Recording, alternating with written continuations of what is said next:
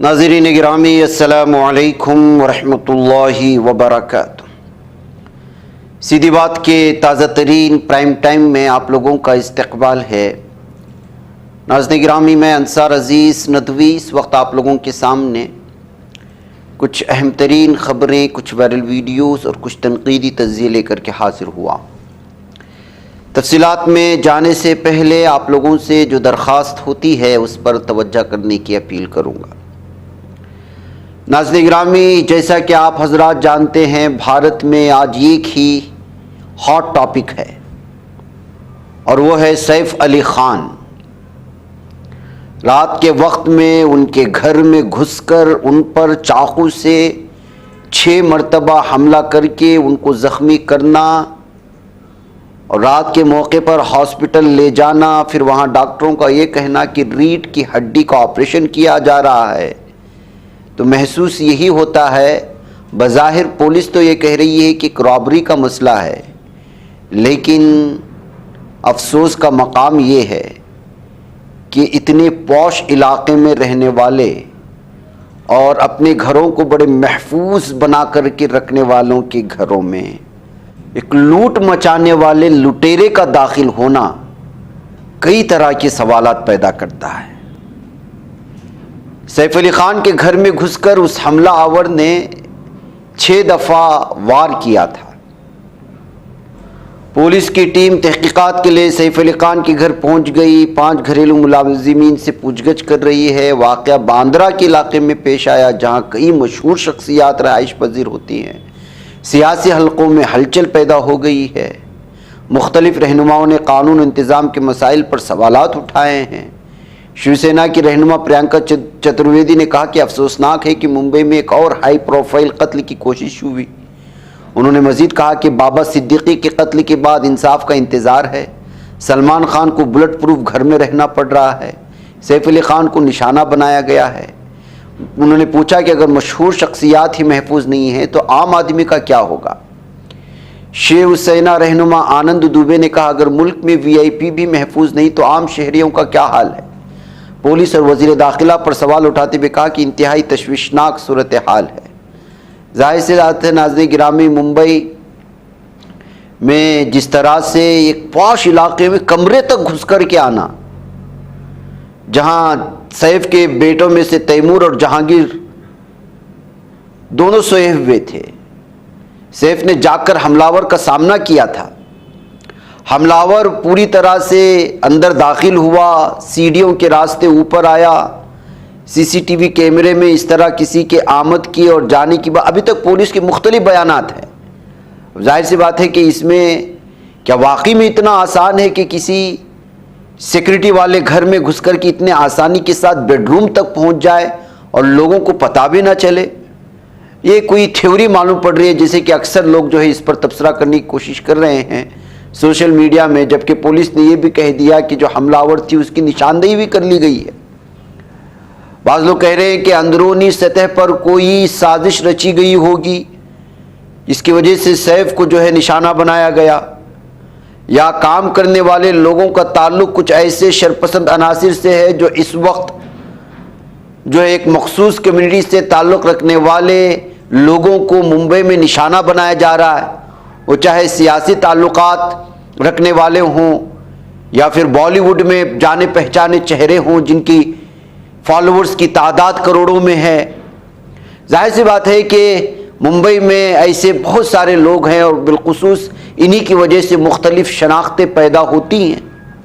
ایسی صورتحال میں کہیں ایسا تو نہیں کہ بہت گہرائی کے ساتھ، گہرائی کے ساتھ سازش کرتے ہوئے اس طرح سے جو ہے منظم طریقے سے منصوبہ بند سازشوں کے تحت مسلم لیڈران کو اور مسلم اداکاروں کو نشانہ تو نہیں بنایا جا رہا۔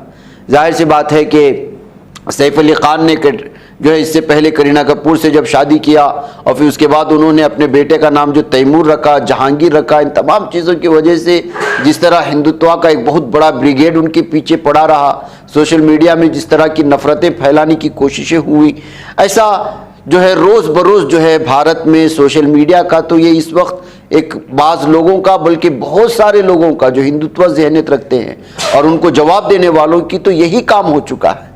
मशहूर शख्सियात की निजी ज़िंदगियों में घुसना, वहाँ से कोई गलतियों को निकालना, फिर उसको सोशल मीडिया पर लाना और उसको कई घंटों तक ज़ेर बहस लाना, और फिर मीडिया भी उस पर कूद पड़ता है, किसी बात को उचक लेता है, उस पर घंटों डिबेट होते हैं। तो सूरत हाल उसकी ये निकल रही है कि बाज़ लोग मुखालिफिन हो जाते हैं, बाज़ लोग उनके मद्दाह बन जाते हैं, फिर सोशल मीडिया में घुमासान चलता है और बाज़ लोग इसको निजी ज़िंदगी से भी लेकर के जो है हमलावर हो सकते हैं। इस तरह के तबसरे इस वक्त मुख्तलिफ तबसरा निगारों के आप पढ़ रहे होंगे। बहकैब अभी फ़िलहाल तो ख़बर यही आ रही है कि सैफ की नैरो सर्जरी हुई है, उनके जिस्म से 2 से 3 इंच लंबी तेज़धार चीज़ निकाल दी गई। कहा जा रहा है चाकू का एक हिस्सा है। अब सैफ अली खान का सेमेटिक सर्जरी करवा रहे हैं। सैफ अली खान के घर का मददगार भी ज़ख्मी हुआ था, इस सिलसिले में भी बताया जा रहा है। घर के मददगार को मामूली चोटें आई हैं जो बेडरूम के अंदर से खुलती थी एक नाली। ज़राए का मानना है कि घर में एक नाली थी जो बेडरूम के अंदर से खुलती थी, वहाँ से शायद इसके आने का इम्कान है। बहरहाल नाज़रीन गिरामी, अभी तो पूरी तरह से हतमी तहक़ीक़ात तो पुलिस करेगी और सारी तफसीलात लाएंगे और लोग अलग अलग बयान करेंगे, लेकिन इस तरह से एक पॉश इलाके में, बांद्रा जैसे इलाके में, जहाँ पर जो है बड़े बड़े सियासी लीडरान के भी घर हैं और बहुत सारे बॉलीवुड के करोड़ों मद्दाह जिनके फॉलोअर्स हैं उनके जो घर हैं, वहाँ पर इस तरह का मामला पेश आना ये बहुत ही तशवीशनाक है। और वाकई में वज़ारत ख़ारिजा पर, वो चाहे रियासती सतह के हो या फिर जो है मरकज़ी सतह के, उन पर जो है इतराज़ात बढ़ते हैं और उंगलियाँ उठती हैं। नाज़रीन गिरामी, केरला की एक अदालत ने बुध को बीजेपी RSS के 8 कारकुनों को उम्र कैद की सज़ा सुनाई है। क्या आपने मीडिया में इसकी बाज़गश्त सुनी? नहीं सुनेंगे। वजह उसकी ये है कि इनका ताल्लुक बीजेपी से था और RSS से था। अदालत ने 10 जनवरी को उन्हें मई 2013 में आलमकोट के पास एक CPIM कारकुन की पिटाई और चाकू घोंपकर कत्ल करने के मामले में कसूरवार ठहराया है। तिरुवनंतपुरम के एडिशनल जिला और सेशन जज चाहारुम सुदर्शन ने शंभू कुमार उर्फ शंभू, श्रीजीत उर्फ उन्नी, हरि कुमार, चंद्रमोहन, संतोष को जो है कत्ल और मुजरिमाना साजिश के लिए दोहरे उम्र कैद की सज़ा सुनाई है। हालांकि सज़ा एक साथ चलेंगी और हर एक कसूरवार पर 1-1 लाख रुपए का जुर्माना भी आयद किया गया। इसके अलावा अदालत ने 3 दीगर अभिषेक उर्फ अनी, संतोष, प्रशांत उर्फ पज्जन्नी प्रशांत और संजीव को मुजरिमाना साजिश के तहत सज़ा सुनाई है। अदालत ने हर एक पर 50,000 रुपये का जुर्माना लगाया है। तो नाज़रीन गिरामी, पॉलिटिकल दुश्मनी, सियासी दुश्मनी की वजह से केरला में इस तरह के हमले होते हैं। ऐसे में इतना बड़ा जो है सज़ा का फैसला सुनाया गया, लेकिन मीडिया ने इसको नहीं दिखाया।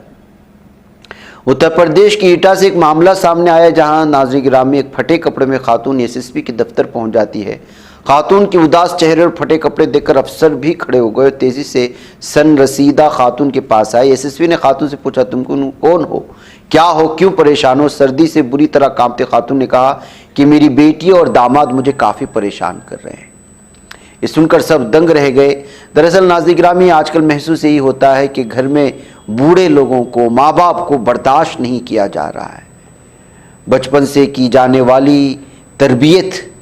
में सही तौर पर तरबियत ना करने का नतीजा आज यहाँ आकर के पहुँचा है। इस तरह के वाक़यात हम जो है यूरोपियन ममालिक के सिलसिले में पढ़ते थे, जबकि भारत का ये कल्चर नहीं रहा है। भारत में वालिदैन को, माँ बाप को उनकी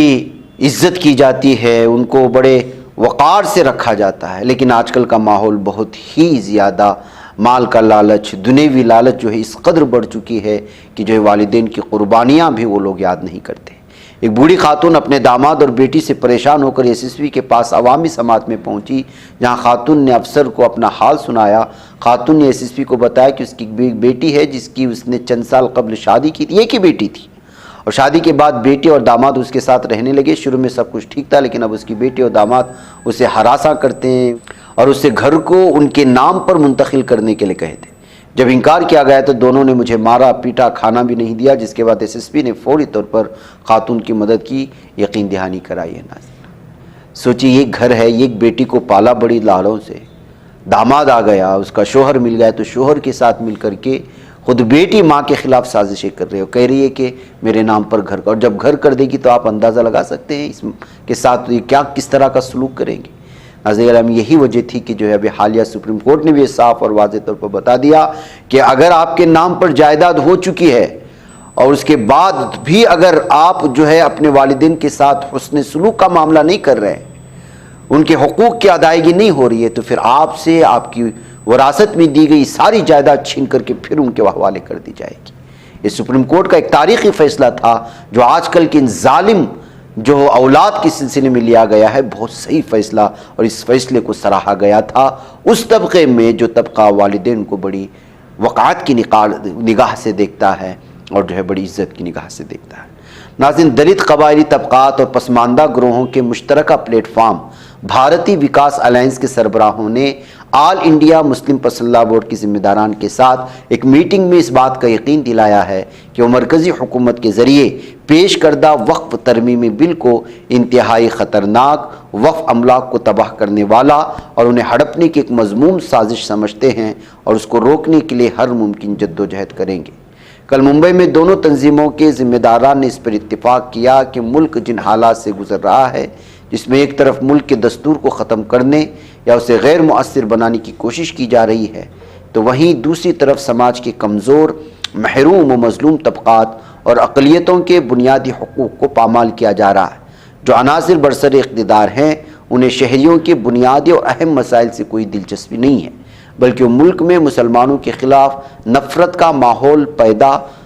اور ہندوؤں کو اکٹھا کر کے حکومت اور سماج پر اپنی بالادستی قائم کرنا چاہتے ہیں تاکہ منو اسمرتی پر مبنی ہندو راشٹر قائم کیا جا سکے، جس کے لیے وہ جھوٹ، کذب و افتراء پر مبنی من گھڑت کہانیوں اور قصوں کو پھیلا کر سماج کو دو حصوں میں پھاڑ کر اپنا الو سیدھا کر رہے ہیں۔ تفصیلی گفتگو کے بعد طے کیا گیا ہے کہ ملک محروم و مظلوم طبقات نیز اقلیتوں کو درپیش مسائل اور ان کے تدارک کے لیے مشترکہ حکمت عملی طے کرنے کے لیے دونوں پلیٹ فارموں کے منتخب افراد پر مشتمل ایک کور کمیٹی دہلی میں میٹنگ کرے گی۔ کور کمیٹی کی سفارشات کو بورڈ اور BVA کی منظوری کے بعد اس پر عمل درآمد کیا جائے گا۔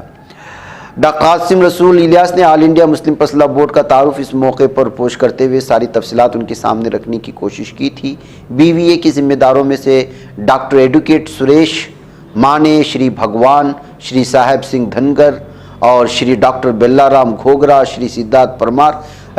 اور بھی بہت سارے لوگ اور مختلف جو ہے تنظیموں سے، جو قبائلی تنظیمیں ہیں، پچھڑے طبقات کی تنظیمیں تھیں، دلتوں کی تنظیمیں تھیں، پسماندہ طبقات کی تھی، انہوں نے مل کر کے جو ہے یہ فیصلہ لیا ہے جو بہت ہی صحیح اور خوش آئند جو ہے اس سے فیصلے نکلیں گے، اس بات کا احساس کیا جا رہا ہے۔ ناظرین گرامی، غازہ پٹی میں 15 مہینوں کے قتل عام، ظالم دہشت صہیونی درندوں کے قتل عام کے بعد بالآخر فلسطینیوں کے لیے ایک خوشخبری ملی، اور وہ یہ ہے کہ جو ہے یہاں جنگ بندی معاہدے پر دستخط ہو چکے ہیں۔ اب باضابطہ اس کا اعلان بھی کیا گیا، کل بھی ہم نے اس سلسلے میں ساری تفصیلات آپ لوگوں کے سامنے رکھی تھی۔ قطری وزیر اعظم اور وزیر خارجہ محمد بن عبد الرحمن آل ثانی نے بدھ کی شام اعلان کیا کہ غزہ کی پٹی میں فلسطینی مزاحمتی دھڑوں قابض اسرائیل کے درمیان 15 ماہ کی جنگ کے بعد جنگ بندی کا معاہدہ طے پا گیا ہے۔ ان 15 ماہ میں قابض صہیونی فوج نے نہتے فلسطینیوں کے خلاف نسل کشی کی کارروائیوں کا ارتکاب کیا، ہزاروں افراد کو زخمی کر دیا۔ قطری وزیر اعظم نے اس بات پر زور دیا کہ مذاکرات میں شامل فریقین نے مذاکرات کو آگے بڑھانے کے لیے بھرپور کوششیں کی ہیں۔ اس معاہدے کے حصول میں اہم کردار ادا کرنے پر قطر کے شراکت داروں مصر اور امریکہ کا شکریہ ادا کیا گیا ہے۔ انہوں نے وضاحت کی کہ معاہدے کے ایگزیکٹو پہلوؤں کو مکمل کرنے کے لیے آج رات کام جاری رہے گا، اگلے اتوار سے اس پر عمل درآمد شروع کیا جائے گا۔ فریقین کے درمیان جنگ بندی کی ثالثی کرنے والے تینوں ممالک معاہدے کی شرائط اور اس کے مکمل نفاذ کو یقینی بنانے کے لیے مل کر کام کریں گے۔ جنگ بندی کے اعلان کے فوراً بعد غزہ کی پٹی میں خوشی کی لہر دوڑ گئی، ہر طرف اللہ اکبر کے نعروں سے فضا گونج اٹھی۔ عوام نے مزاحمت اور اس کی افسانوی ثابت قدمی کی تعریف کی جس نے قابض دشمن کو معاہدے پر دستخط کرنے پر مجبور کیا۔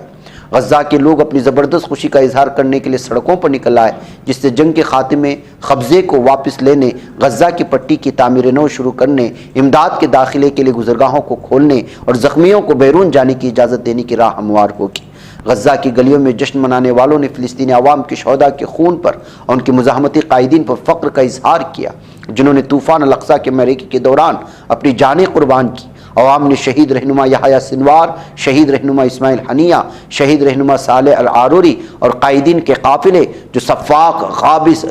دشمن کے مقابلے میں ثابت قدمی، قربانی اور جنگ کی قیادت کی علامت تھے۔ اسرائیلی میڈیا نے بتایا کہ قابض اسرائیلی وزیر اعظم بنیامین نیتن کو قیدیوں کے تبادلے کے معاہدے کی تکمیل سے آگاہ کیا گیا، جبکہ کئی فریقوں نے امید ظاہر کی کہ جلد مکمل ہو جائے گا۔ چینل 12 اسرائیل نے اسرائیلی ذرائع کے حوالے سے بتایا کہ مذاکرات میں ایک پیش رفت ہوئی اور اسرائیل جلد ہی ڈیل کے معاہدے کو مکمل کرنے کی تیاری کر رہا ہے، جبکہ چینل 13 اسرائیل نے اطلاع دی کہ نیتن یاہو آج شام موجود اسرائیلی مذاکراتی وفد کے ارکان سے مشاورت کریں گے۔ معاریو اخبار جو اسرائیل کا اس نے ایک ذریعے کے حوالے سے کہا کہ معاہدے پر دستخط ہونے جا رہے ہیں۔ ایکسیس نے ایک اسرائیلی اہلکار کے حوالے سے بتایا کہ غزہ کی پٹی میں زیر حراست افراد کے حوالے سے معاہدے تک پہنچنے کے لیے دوحہ مذاکرات میں پیش رفت ہو رہی ہے۔ بیگائب ناظرین گرامی، مختلف اخبارات نے مختلف چیزیں آپ پیش کرنے کی کوششیں کی ہیں، اور یہ سارے جو معاہدے ہوئے ہیں ظاہر سی بات ہے کہ اس میں قیدیوں کے تبادلے اور کس طرح سے چھوڑا جائے گا، کس تعداد میں چھوڑا جائے گا، کب تک چھوڑا جائے گا، جنگ بندی کب تک رہے گی، اور اس کے بدلے میں کیا کیا ہوگا، کتنے فلسطینی قیدیوں کو چھوڑا جائے گا، اور کس طرح سے غزہ کی پٹی کی زمین کو چھوڑ کر کے ظالم غاصب صہیونی درندے جائیں گے، اور اس کی مدت کار کیا ہوگی، ان تمام چیزوں پر اس وقت یہ ساری چیزیں آئی ہیں۔ بیگائب ناظرین گرامی، لیکن ایک بات سب سے بڑی چیز تھی کہ آفیشل رپورٹ تو یہ کہتی ہے کہ 40,000 لوگ شہید ہوئے یا 50,000، لیکن حقیقت یہ ہے کہ لاکھوں کی تعداد میں غازہ پٹی کے ان ایمان والے مسلمانوں نے پوری طرح سے اپنی جان دی تھی، لیکن ان کے بچوں کی ایمان کی مضبوطی پر وارے جانے کا من کرتا ہے، ان کے ایمان کا ایک رتی برابر بھی حصہ ہمیں محسوس ہو جائے تو ہم یہ محسوس کر پائیں گے کہ اصل ایمان میں جینے کا مزہ کیا ہوتا ہے۔ ناظرین گرامی، لاکھوں لوگوں کی جانیں چلی گئی، کتنی خواتین بیوہ ہو گئیں، کتنوں نے اپنے شوہروں کو کھویا، کتنے ماؤں کی گودیں اجڑ گئی، کتنے والدین اپنے بچوں سے محروم ہو گئے، کتنے بچے یتیم و لاچار ہو گئے، کتنے زخمی پڑے ہوئے ہیں، بھوکے ہیں، پیاسے ہیں، زمینی آفتیں آ رہی ہیں، کیمپوں میں پانی گھس رہا ہے، سیلابی، ٹھنڈ سے نبرد آزما ہونے کے لیے کوئی مضبوط شال یا ان کے پاس کوئی بھی چیز نہیں ہے، لیکن ان کے خیموں سے قرآن پاک کی تلاوت کی آواز آتی ہے، شکایت کی نہیں۔ کبھی یہاں کے لوگوں میں، عام لوگوں میں شکایت کرتے ہوئے کبھی آپ نے نہیں دیکھا ہوگا کہ القسام اور حماس کے مجاہدین نے ہمیں مروا دیا۔ دوسری سیاسی پولیٹیکل مختلف اس سے وابستہ رکھتے ہیں، انہوں نے ضرور کہا ہوگا کسی بھی عالمی سطح کے نیشنل چینل پر جا کر کے کہ حماس کی غلطیوں کی وجہ سے ہوا، لیکن یہاں کے مقامی لوگ کیا چاہتے ہیں، مقامی لوگ، عام لوگ وہ مجاہدین کے ساتھ کس طرح سے جڑے ہوئے ہیں، اس کا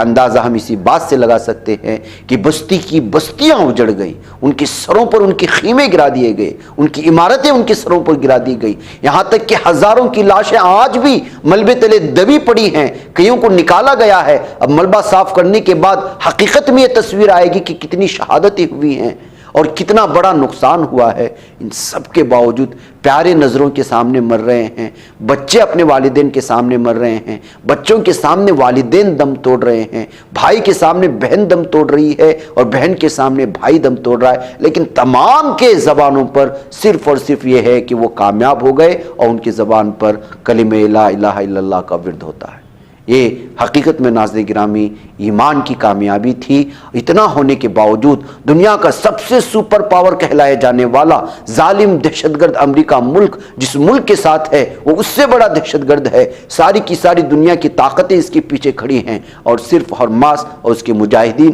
اس کی کچھ میزائل اور ایمان کی سب سے بڑی طاقت ان کے ساتھ تھی، جس کا نتیجہ یہ ہے کہ 15 مہینے گزر جانے کے باوجود، آسمان سروں پر گرائے جانے کے باوجود، یہ مجاہدین ان کے پائے استقامت میں رتی برابر بھی زلزال نہیں آیا۔ نتیجہ یہ ہوا کہ گھٹنے ٹیک کر کے جنگ بندی پر یہ اسرائیل مجبور ہوا۔ ناظرین مجھے اجازت دیں، السلام علیکم ورحمۃ اللہ وبرکاتہ۔ بچ پاتا ہے کوئی صحافی کی نگاہوں سے، ملاتا ہے یہ لوگوں کو محبت کی پناہوں سے، کرم اور درد مندی کا ہے ایک سنسار سیدھی بات، عزیمت جرأت و ہمت کا ہے اظہار سیدھی بات، عزیمت جرأت و ہمت کا ہے اظہار سیدھی بات۔ یہ چین الحق نگر بن کر کچل دیتا ہے فتنوں کو،